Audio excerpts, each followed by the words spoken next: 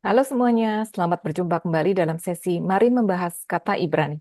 Kata bahasa Ibrani yang akan kita bahas kali ini adalah kata palal yang berarti berdoa. Nah, secara luas kata palal ini berarti berdoa, membuat permohonan, menjadi perantara, atau menghakimi. Pertama kali kata ini disebutkan di Alkitab ada di Kejadian 20, di mana pada saat itu Abimelek, yaitu raja orang Gerar, hendak mengambil Sarah, istri Abraham, menjadi gundiknya. Karena Abraham mengatakan bahwa Sarah adalah saudaranya. Lalu Tuhan datang kepada Abimelek dalam mimpi dan berkata di ayat 7, "Jadi sekarang kembalikanlah istri orang itu sebab dia seorang nabi. Ia akan berdoa untuk engkau, maka engkau tetap hidup. Tetapi jika engkau tidak mengembalikan dia, ketahuilah engkau pasti mati."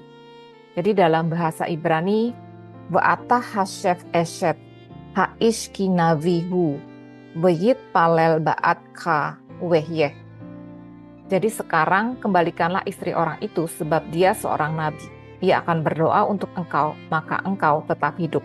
Kata palal di sini diterjemahkan sebagai berdoa. Nah, di 1 Samuel 1 diceritakan mengenai Elkana yang mempunyai dua istri, yaitu Hana dan Penina. Penina mempunyai anak, tetapi Hana tidak, dan Penina seringkali menyakiti hati Hana.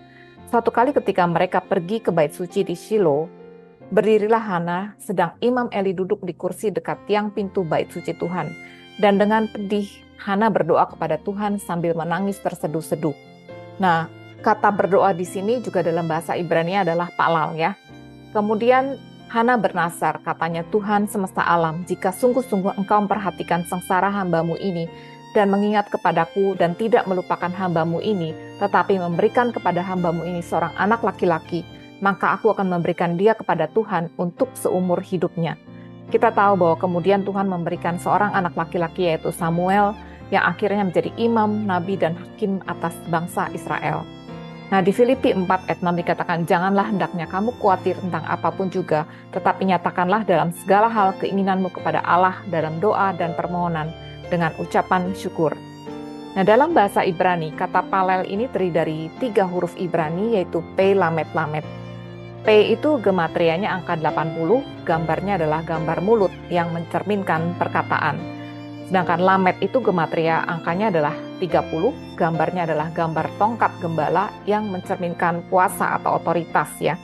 Jadi berdoa dalam bahasa Ibraninya palal itu berarti berkata-kata dengan kuasa atau otoritas. Kita tahu bahwa Tuhan Yesus adalah gembala kita ya.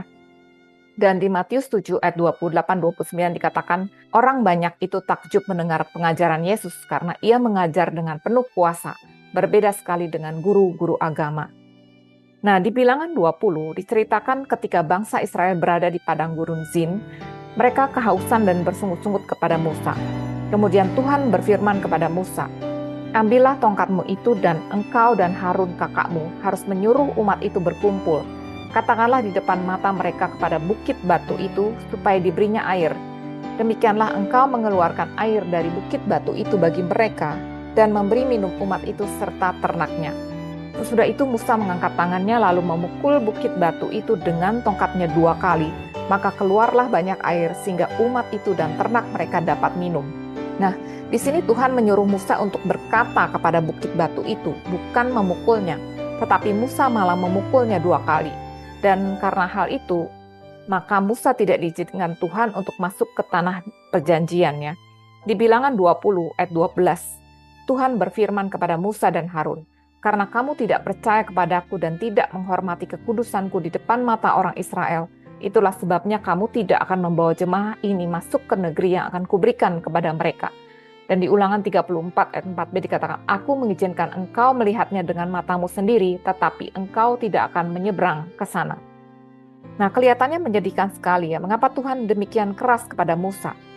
Di 1 Korintus 10 ayat 4 dikatakan, "Mereka semua minum minuman rohani yang sama, sebab mereka minum dari batu karang rohani yang mengikuti mereka, dan batu karang itu ialah Kristus." Jadi batu yang dipukul Musa itu adalah gambaran dari Kristus setelah dia disalibkan. Di Yohanes 19 ayat 30 dikatakan, "Sesudah Yesus meminum anggur asam itu berkata, ia sudah selesai." Ini artinya pekerjaan penebusan itu sudah selesai di atas kayu salib. Jadi kita orang-orang percaya tidak boleh menyalibkan Kristus lagi.